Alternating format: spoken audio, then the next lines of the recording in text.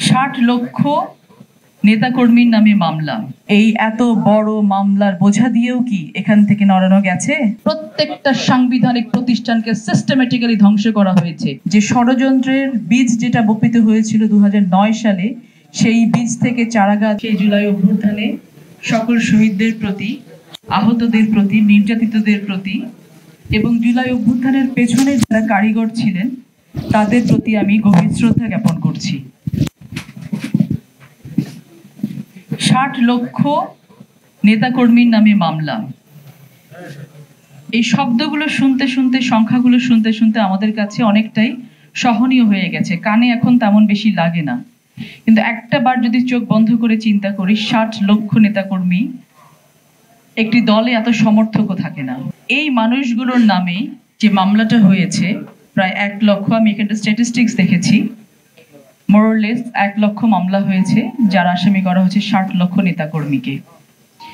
এবং এটি একদিনে করা হয়নি, 20 দিনে করা হয়নি, এটা দীর্ঘ 2009 সাল থেকে এই পর্যন্ত করা হয়েছে, যেগুলো শুধুমাত্র একটি রাজনৈতিক দলের নীতিকে বিশ্বাস করার জন্য, একটি রাজনৈতিক দলের আদর্শকে বিশ্বাস করার জন্য এই মামলা করা হয়েছে। যে আদর্শের প্রতিষ্ঠাতা শহীদ প্রেসিডেন্ট জিয়াউর রহমান, যে আদর্শকে এগিয়ে নিয়ে গেছেন দেশনেত্রী বেগম খালেদা জিয়া, এবং যে আদর্শকে এগিয়ে নিয়ে যাওয়ার জন্য প্রাণপণ চেষ্টা করে যাচ্ছেন আমাদের ভারপ্রাপ্ত চেয়ারম্যান তারেক রহমান। এই মামলাগুলো শুধু এবং শুধুমাত্র এই আদর্শের পথ চলা বন্ধ করার জন্য, শুধু এবং শুধুমাত্র এই দলকে ভেঙে টুকরো টুকরো করার জন্য। কিন্তু আজ পর্যন্ত বিএনপির একটি নেতাকে, একটি কর্মীকে, একটি সমর্থককে এই এত বড় মামলার বোঝা দিয়েও কি এখান থেকে নড়ানো গেছে? নড়ানো যায়নি। এটাই প্রমাণ করে যে বিএনপি কেমন দল, বিএনপি কার দল, বিএনপি কার আদর্শ নিয়ে পরিচালিত হয়। যে 60 লক্ষ মামলা নেতাকর্মীর কথা বলা হচ্ছে, আমিও তার ভেতরে একজন। যে মিথ্যা মামলা দেয়া হয়েছে, যেদিন মামলাটা দেয়া হলো সেদিন আমার 37 জন নেতাকর্মীকে ভীষণভাবে আহত করা হলো পুলিশ বাহিনী দ্বারা, আওয়ামী লীগের সন্ত্রাসী দ্বারা। আমরা যখন এই ছবি সহ সংশ্লিষ্ট থানায়, আমার নাটোরের লালপুরের ঘটনা এটা ঘটেছে, এটা ছিল 6 সেপ্টেম্বর 2022 সালের ঘটনা আমরা বলছি। আমাদের একটি বিক্ষোভ মিছিল করার কথা, সেই মিছিলে এসে অতর্কিত হামলা করলো পুলিশ বাহিনী, তৎকালীন সরকারের এবং আওয়ামী লীগের সেই হেলমেট লাঠি বাহিনী।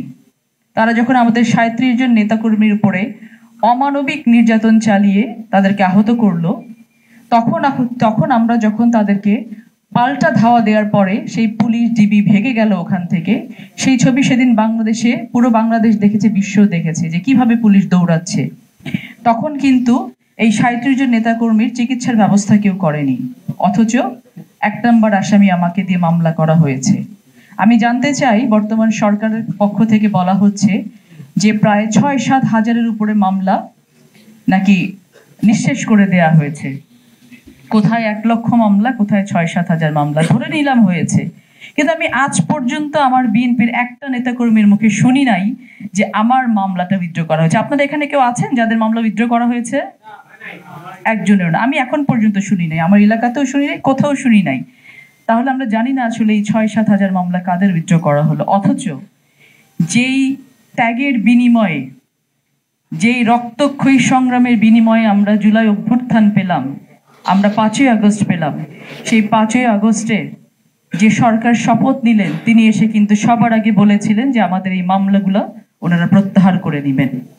আমাদের এখানে বিএনপির শীর্ষস্থানীয় নেতৃবৃন্দ আছেন, বিএনপির অভিভাবকরা আছেন, আমরা তাদের কাছে আহ্বান জানাতে চাই, দাবি রাখতে চাই, অধিকার নিয়ে বলতে চাই, আপনারা প্রয়োজন হলে একটি কমিটি গঠন করুন, সেন্ট্রাল পর্যায়ে করুন, জেলা পর্যায়ে করুন, যেন এই মিথ্যা মামলাগুলো, এখন পর্যন্ত আমিও গত সপ্তাহে গিয়ে হাজিরা দিয়ে এসেছি মামলাতে, নাটোরে গিয়ে, এই মিথ্যা মামলাগুলো থেকে যেন আমরা অব্যাহতি পাই, এই মিথ্যা মামলাগুলোকে যেন অচিরেই নষ্ট করে ফেলা হয়। কারণ আমরা জানি যে ষড়যন্ত্রের বীজ যেটা বপিত হয়েছিল 2009 সালে, সেই বীজ থেকে চারা গাছ হয়ে গাছ হতে হতে 2025-এ এসে যেই গাছ আমরা মনে করছি কেটে ফেলেছি, এটা শেকড় কিন্তু বিভিন্ন জায়গায় এখনো আছে এবং তারা মাথাচাড়া দিয়ে উঠে কিন্তু এই ষড়যন্ত্র আবার নতুন করে করার চেষ্টা করছে। আমাদের এই 60 লক্ষ নেতাকর্মী নামের মামলা যদি অনতি বিলম্বে এখান থেকে শেষ না হয়, তাহলে কোনো না কোনোভাবে এদেরকে আবার ভিক্টিমাইজড করা হবে, কোনো না কোনোভাবে আবার দলকে ক্ষতিগ্রস্ত করার জন্য কিন্তু ষড়যন্ত্র সূচনা করা হবে, এটা আমরা মনে করছি। এজন্য আমাদেরকে ইমিডিয়েটলি ব্যবস্থা গ্রহণ করতে হবে।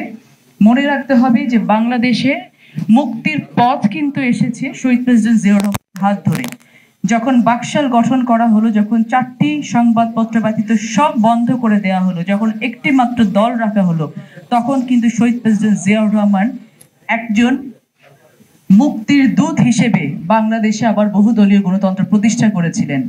যখন 90 সালে স্বৈরশাসকের অত্যাচারে বাংলাদেশের মানুষ নিপীড়িত হলো, তখন শহীদ প্রেসিডেন্ট জিয়াউর রহমানের সহধর্মিণী আমাদের দেশনেত্রী বেগম খালেদা জিয়ার হাত ধরে কিন্তু আবার সেই গণতন্ত্রের পুনরুদ্ধার হয়েছে।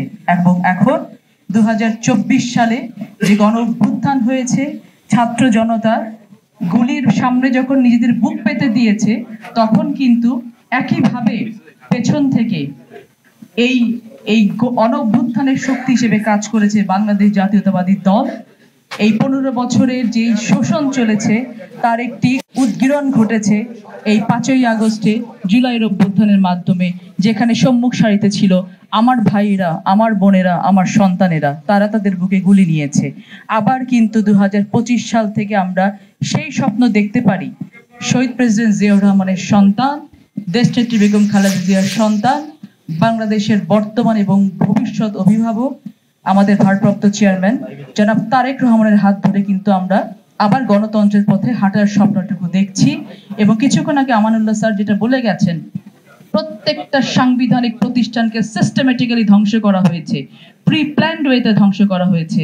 আমাদের মনে করলে চলবে না যে হ্যাফাজার্ডলি আমরা এই জিনিসগুলোকে আবার পুনর্গঠন করতে পারবো। আমাদেরকে অত্যন্ত সিস্টেমেটিক্যালি এগোতে হবে, আমাদেরকে অত্যন্ত প্ল্যানিং ওয়েতে এগোতে হবে। এবং এই প্ল্যানিং ওয়েতে এগোনোর জন্য কিন্তু সবার আগে আমাদেরকে সকলকে এক থাকতে হবে। এক থেকে এখনো মনে করতে হবে ফ্যাসিজমের বিদায় হয়েছে, গণতন্ত্র কিন্তু এখন পর্যন্ত পুনঃপ্রতিষ্ঠিত হয়নি। গণতন্ত্র পুনঃপ্রতিষ্ঠা করার এই যে সংগ্রাম, এই যে পথ চলা, এতে যেন আমরা সবাই একসাথে পথ চলতে পারি, সেই আহ্বান আমি আপনাদের কাছে রাখছি। আমি এখানে দাঁড়িয়ে থেকে মাইক্রোফোন হাতে নিয়ে রিজভী চাচার সামনে কথা বলছি, এটা আমার কাছে ধৃষ্টতা মনে হচ্ছে। আমি যদি অন্য আমার সৌভাগ্য এটা যে আমি বসে এখানে, আমার অসীম ভাই আছেন, আমার হেলাল ভাই আছেন, আরো যারা আছেন, প্রত্যেকের সামনে দাঁড়িয়ে আমি কথা বলতে পারছি। এই কথা বলতে পারার জন্য যে বাংলাদেশ আমাদের উপহার দিয়েছে ছাত্র জনতার অভ্যুত্থান, এই অভ্যুত্থানের ত্যাগ যেন আমরা কেউ ভুলে না যাই। আমরা যেন আমাদের দলের মান সম্মান, দলের ইমেজ রক্ষা করার জন্য নিজেরা এমন কোনো কিছু না করি যেটা আমাদেরকে ভবিষ্যতে প্রশ্নের সম্মুখীন করে। এবং আমাদের ভারপ্রাপ্ত চেয়ারম্যানের যে এত প্রচেষ্টা, সেটাকে কোনো ধরনের প্রশ্নের সম্মুখীন করে। আপনারা জানেন দেশে বিদেশে তার যে জনপ্রিয়তা এখন প্রতিদিন হু হু করে বাড়ছে, কেবলমাত্র আমরাই পারি তার একটা ইউনিট হয়ে তার এই জনপ্রিয়তাকে আকাশচুম্বী করে নিয়ে যেতে। আমরা কি সবাই প্রস্তুত আছি এটা করার জন্য? সকলকে অসংখ্য ধন্যবাদ। বাংলাদেশ জাতীয়তাবাদী দল জিন্দাবাদ, দেশনেত্রী বেগম খালেদা জিয়া জিন্দাবাদ, দেশনায়ক জনাব তারেক রহমান জিন্দাবাদ, শহীদ প্রেসিডেন্ট জিয়াউর রহমান অমর হোক। আসসালামু আলাইকুম।